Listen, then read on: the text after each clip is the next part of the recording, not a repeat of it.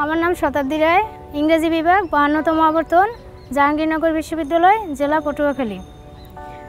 আমার স্ট্রাগলের জার্নিটা শুরু করতে গেলে প্রথমেই শুরু করতে হবে আমার ছোটোবেলার কাহিনী থেকে।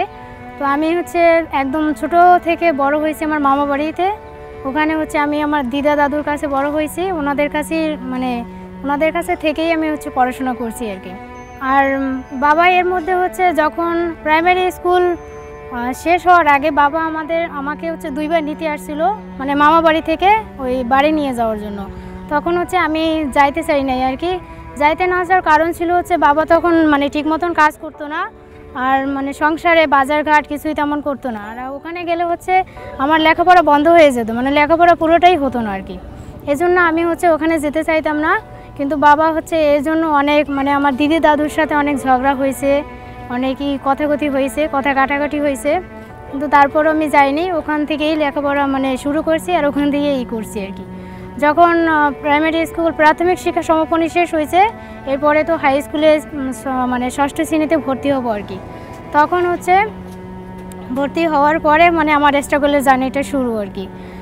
ওখান দিয়ে 6, 7 ভালোভাবেই কাটছে। তারপরে 8 থেকে আমি টিউশন করানো শুরু করি। ওই টিউশনে টাকা দিয়ে আমার লেখাপড়ার খরচ আমি চালাইতাম। আর এর আগে যে আমি ম্যামদের স্যারদের কাছে প্রাইভেট পড়তাম, ওগুলো ওনারা আমার কাছে কেউ কেউ অর্ধেক টাকা রাখতো, আর কেউ কেউ টাকা রাখতো না আর কি। এদিক থেকে আমার অনেক হেল্প করছে স্যাররা। আর তারপরে আমি নিজে বাড়ি বসে টিউশনি করাইতাম। ওই টিউশনে টাকা দিয়ে আমার হাত খরচ, জামা কাপড় বা বই কেনা, খাতা কেনা যা কিছু ওইগুলো থেকে আমি কিনতাম। এরপরে যখন 9, 10 পার করছি, এসএসসি পরীক্ষা দেওয়ার পরে যখন কলেজে ভর্তি হব, তখন আমি দাদুর কাছ থেকে মাত্র 1000 টাকা নিয়েছিলাম ভর্তি হওয়ার জন্য। আর বাদ বাকি টাকা আমার ওই টিউশন পড়াইতাম, ওইগুলোর ওই টাকা জমাইয়ে রাখতাম। আর যেগুলো খরচ করতো ওই আমার নিজের জামা কাপড়, তারপরে ওই বই কেনা, খাতা কেনা এগুলো, আর বাকি টাকা যা থাকতো ওগুলো আমি জমা করে রাখতাম। আর আমার কলেজ ছিল গলাচিপা উপজেলাতে। যেতে আসতে আমার প্রত্যেক দিন 30 টাকা খরচ হইতো। তো ওই টাকাটা আমি কখনো পরিবারের কাছে কখনো চাইতাম না। ওই টাকা আমি নিজে ওই ইন্টারে থেকেও আমি টিউশন করাইতাম। ওই টাকা দিয়েই আমার নিজের গাড়ি ভাড়া দিতাম আর বই খাতা ওইগুলো কিনতাম। সেই একদম ছোট থেকে যে ঝগড়াঝাটি হয়েছে, এরপর থেকে বাবার সাথে আর কোনো যোগাযোগ ছিল না আমার। উনি আমার সাথে কোনো যোগাযোগও করতো না, কখনো ফোনেও কথা বলতো না, আর কোনো লেখাপড়ার টাকা কিছু দিত না আর কি। আমি এইচএসসি পরীক্ষা দিই 2021 সালে। ওইটা দেওয়ার পরে এখন আমার স্যারদের কাছ থেকে শুনতাম, স্যারেরা ওই করছে ঢাকা বিশ্ববিদ্যালয় থেকে পড়াশোনা করছে। সবসময় একটা করতো যে যদি বিশ্ববিদ্যালয়ে চান্স পাও, ওই জায়গায় পড়াশোনা করতে পারো, তাহলে জীবনটা অনেক হয়ে যাবে। ওই স্যারেদের ওই মোটিভেশনাল স্পিচ ওইগুলো শুনে তারপরে আমি নিজে অনেক হয়েছে যে আমার এরকম জায়গায় একটা যেতে হবে, নিজেকে প্রতিষ্ঠিত করতে হবে। তারপরে এইচএসসি পরীক্ষা দেওয়ার পরে আমি আমার বাড়িতেও পটুয়াখালী গলাচিপা উপজেলাতে, আমি বরিশালে গেছিলাম। ওই আমার জীবনে ফার্স্ট আমি ঘর থেকে বের হইলাম। এর আগে আমি দুনিয়ার কিছুই চিনতাম না, শুধু আমার কলেজে যাওয়া আসা বাদে। তা আমি গেছি, তাও আমি ঘর থেকে একদম রাগ করে গেছি, আমাকে কেউ সাপোর্ট করেনি তখন, যে এত দূরে যাচ্ছিস। আমার ওখান থেকে প্রায় 3.5 ঘন্টার পথ বরিশাল। ওই জায়গায় বরিশাল গেছি। তা যাওয়ার পরে আমার স্যাররা তারপরে ফ্রেন্ডরা কিছু টাকা দিয়েছিল, ওই টাকা দিয়ে আমি আইকন প্লাসে ভর্তি হই। আর এখানে একটা মেসে ছিলাম। মেসে থাকার পরে তারপর ওই আইকন প্লাসের যে ভাইয়েরা আছে না যারা করে, ওইগুলো ওনাদের সাথে কথা বলছি। তা ওনারাও বলছে যে টাকা দেওয়া লাগবে না। ওখানে আমি ফ্রিতে কোচিং করছি, শুধু আমার মেসে ভাড়া ওইটা দিতে দেওয়া লাগতো, আর নিজের খাওয়ার ওইটা। তো ওইটা স্যারেরা দিত, আর ফ্রেন্ডরাও কিছু হেল্প করছিল।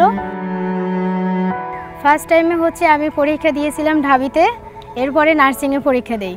কিন্তু ঢাবিতে আমার হয়নি, অনেক সিরিয়াল দূরে ছিল আর কি। এরপর আমি সাবজেক্ট ওয়াইজ কিছু নেই, ওখান থেকে আমি হতাশ হয়ে গেছি। আর নার্সিংয়ে পরীক্ষা দিয়েছিলাম, তা পুরোটাই শখের বসে, বান্ধবীর সাথে গিয়েছি। কিন্তু এর জন্য কোনো প্রিপারেশন ছিল না আমার, যে নার্সিংয়ে আমি পরীক্ষা দেব বা করব। তো যাইয়া তারপরে 3 দিন পর তো রেজাল্ট দিছে। ওখানে আমি 76 মার্ক পেয়েছিলাম 100-র মধ্যে। ওখানে আমি সিলেক্ট হয়েছি। হওয়ার পরে তারপরে ওটা আমি বাড়িতেও জানাইনি, মানে ওই নার্সিংয়ে ভর্তি পরীক্ষা দেওয়ার পরে 15 দিন পর হচ্ছে ঢাবির পরীক্ষা ছিল, তো ওইটা আমি বাড়িতে জানাইনি, যেহেতু আমার নার্সিং কখনোই মানে ইচ্ছে ছিল না যে এখানে আমি পড়াশোনা করব। এরপরে বাড়িতে মানে চলে গেছি, আমি প্রায় 4 মাসের মতন আমি বরিশাল ছিলাম। বাড়িতে যাওয়ার পরে বলছি যে না, আমার এরকম নার্সিংয়ে তো আমি সিলেক্ট হয়েছি, এখন কি করব। মানে এখন ওই নার্সিংয়ের কথা সবাই মানে শুনে সবাই বলছে যে এটাতেই ভর্তি হয়ে যায়, এটাই অনেক ভালো হবে, তাড়াতাড়ি ক্যারিয়ার করতে পারবি, ক্যারিয়ার গঠন করতে পারবি। তারপরে আমি আর কোথাও পরীক্ষা দেইনি, ওনার সবার কথা মতো, যদিও আমার ইচ্ছা ছিল না আর কি যেন আমি নার্সিংয়ে পড়বো। তারপরে সবার কথা মতো আমি ওখানে ভর্তি হইলাম পটুয়াখালী সরকারি নার্সিং কলেজে। ওখানে যাওয়ার মানে 15 দিন পর, ওখানে আমি 15 দিন ছিলাম আর কি। ওখানে মানে ভর্তি হয়ে ওখানে আমি একটা ওই যেন আবাসিক হল যেন ওইখানে ছিলাম, মানে আমার ওখানে মন মানতেছে না আর কি, আমি এখান থেকে কীভাবে বের হবো। মনে হচ্ছিল আমি একদম জেলখানার ভিতরে ঢুকে পড়ছি, আমার কোনো কিছুই ভালো লাগছিল না। ওই মাথায় তো ছিল মানে বিশ্ববিদ্যালয়ে ভর্তি হওয়ার একটা টেনশন। তারপরে ওখান দিয়ে আমি মানে অনেক চিন্তা ভাবনা করলাম কিভাবে এটা আমি বাদ দিতে পারি। এরপরে আমি বাড়ির কথা বলছি যে না, আমি ভর্তি ক্যান্সেল করব। ভর্তি ক্যান্সেল করার কথা আমি আমার বাবাকে বলছিলাম, তারপর দিদি দাদুকে বলছি। দিদি দাদু শুনে তারা তো খুবই রাগ করছে আমার উপরে যে কেন ক্যান্সেল করবি। এরপরে হচ্ছে আমার বাবাকে জানানো হয়েছিল, আমার হচ্ছে এইচএসসি পরীক্ষার পরে তো আমি ওই বরিশাল গেছি, তখন হচ্ছে বাবা একদিন আমার হঠাৎ করে ফোন দিছিল যে তুই এরকম কাউরে না জানাইয়া একা একা বরিশাল চলে গেলি। তারপরে যাওয়ার পরে যখন ওই নার্সিংয়ে চান্স পাইছি তখন সেও খুব খুশি হয়েছিল। আর যখন ওই নার্সিং থেকে ক্যান্সেল করে আসবো তখন ওইটা বাবাকে জানানো হয়, মানে দিদি দাদুই ফোন করে বাবাকে জানাইছে যে এরকম ওখানে থাকবে না, এখন কি করবে। এখানে আমি মানে তারা খুবই রাগ হয়ে গেছে, বলছে ও যদি নার্সিং ক্যান্সেল করে আসে তাহলে আমাদের বাড়িতে আসতে পারবে না, আমাকে এরকম বলে দিছে। তারপরে বাবারে ওইটা জানাইছে, বাবা আমার ফোন দিয়ে বললো যে তুই এরকম করতে চাস। তারপরে আমি হচ্ছে অনেক কান্নাকাটি করে ওই নার্সিংটা ক্যান্সেল করাইলাম। ক্যান্সেল করানো আসার পরে আমি দিদি দাদুর কাছে কয়েকদিন ছিলাম, এরপরে হচ্ছে আমি বাবার বাড়ি চলে গেছি। প্রায় 9 বছর পরে আমি বাবার কাছে গেছিলাম। তারপরে যাওয়ার পরে ওখানে আমি মানে নিজে ঘরের মধ্যে তো আমি আর বাবা ছিলাম, রান্না বান্না সব কিছু আমি করতাম, ঘরের কাজ সবই করতাম, আর সারাদিন পড়াশোনা করতাম। আমার টার্গেট ছিল বিশ্ববিদ্যালয়ে, যে কোনো একটা বিশ্ববিদ্যালয়ে, পাবলিক বিশ্ববিদ্যালয়ে চান্স পাওয়া। তো ওখানে সারাদিন আমি পড়াশোনা করতাম। পড়াশোনা করার পরে এরপরে এমন অবস্থায় আসছে, বাবা খুবই বিরক্ত হয়ে গেছে যে তো সবসময় ঘরেই বসে থাকে, আর কিছু করে না, সবাই পড়াশোনা করে বা যে কোনো একটা কিছু করে।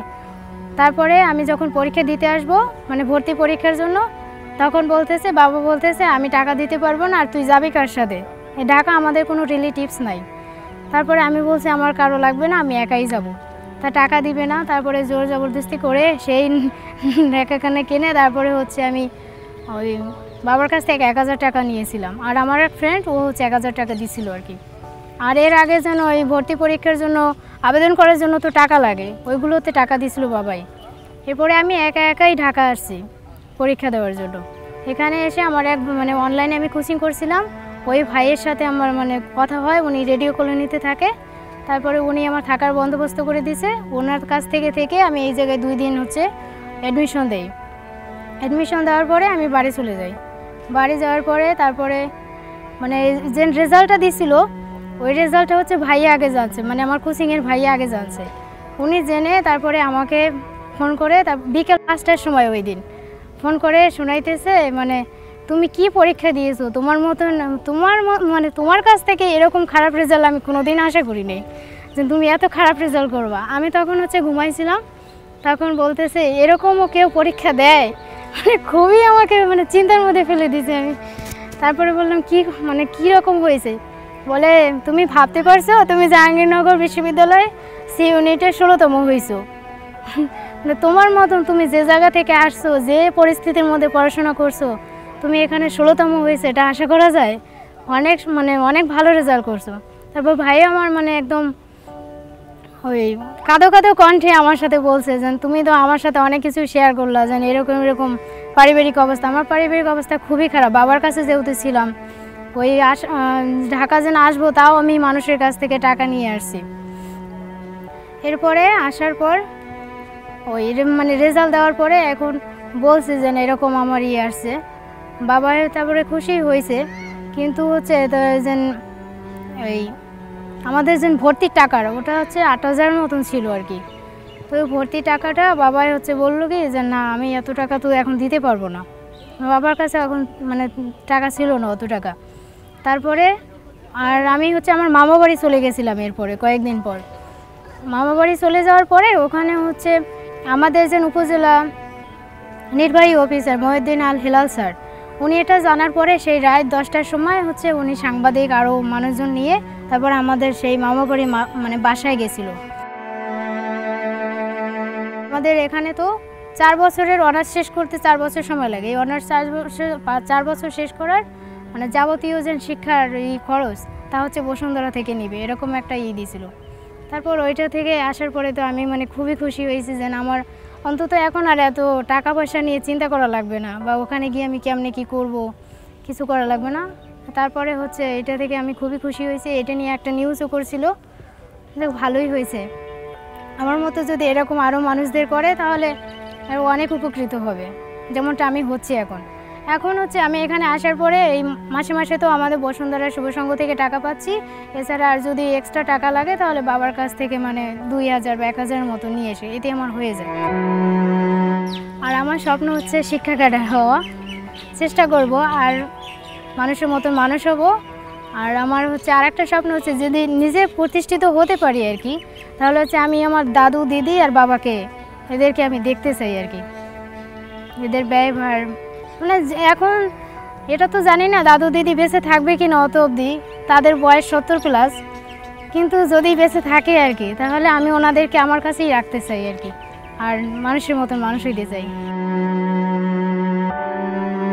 বাবা তো অনেক প্রশংসা করে, সে আমার ফোন দিয়ে বলে তুমি মা তুমি কত ভালো একটা জায়গায় গেছো, সবাই তোমার প্রশংসা করে।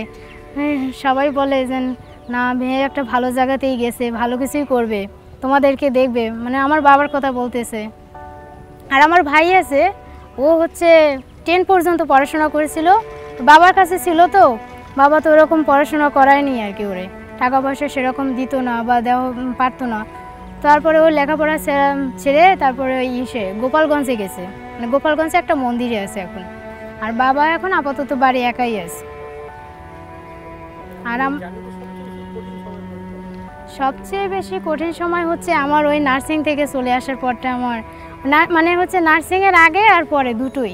যখন আমি বরিশাল চলে গেছিলাম কোচিং করার জন্য, ওই 4 মাসটা আমার জন্য খুবই কষ্টকর ছিল। কারণ তখন হচ্ছে ওই এমনও হয়েছে আমি 700 টাকা দিয়ে একটা মাস চালাইছি, 700 টাকা দিয়ে শুধু। তারপরে ওখান দিয়ে মানে ওই বরিশাল থেকে আসার পরে যখন আবার নার্সিংয়ে গেছি, নার্সিং ক্যান্সেল করে তারপর যখন আবার বাড়িতে আসছি, বাড়িতে আসার পরে তো আমার পুরো মানে ঘরের মানুষের কথা, আশেপাশের মানুষের কথা, পাড়া প্রতিবেশী মানুষের কথা শুনতে শুনতে আমি পুরো হয়ে গেছিলাম। তারপরে আমি সব সময় ওই সময় কি করতাম, সব সময় ঘরের মধ্যে থাকতাম, ঘরের মধ্যে ওই দরজা জানালা সব বন্ধ করে শুধু পড়াশোনাই করতাম। কে কী বললো আমি কখনো মানে করিনি আর কি, তোয়াক্কা করিনি, যা বলার বলো। ওনাদের হচ্ছে আমি মনে মনে এরকমই করতাম যে মানে দৃঢ়প্রতিজ্ঞ হতাম যে ওনারা যেন এরকম আমাকে কথা শুনাইতেছে, আমি এমন একটা পজিশনে যাব যেন সবাই তো তখন যেন আমাকে মানে অভিনন্দন জানায় যে না ও ভালো কিছু করছে। তারপরে যখন আমি এখানে ভর্তি হয়েছি, এখানে চান্স পাইছি, তো সবাই মানে খুশি হয়েছে।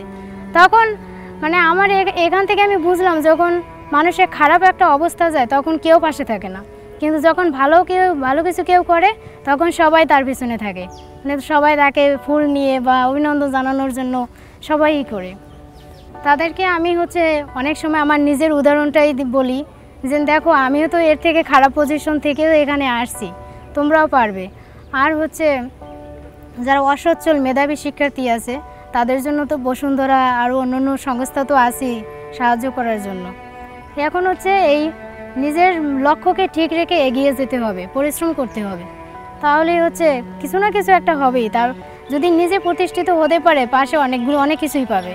আর যদি মানে পরিশ্রম না করে সফল না হতে পারে কেউ এগিয়ে আসে না, তাতে মানে যতই সংস্থা থাক বা মানব কল্যাণধর্মী কোনো থাক কেউই আসবে না। হচ্ছে নিজের মেধা দিয়ে নিজেকে যাচাই করে নিতে হবে, সমাজে একটা মানে অবস্থান সৃষ্টি করে নিতে হবে আর কি।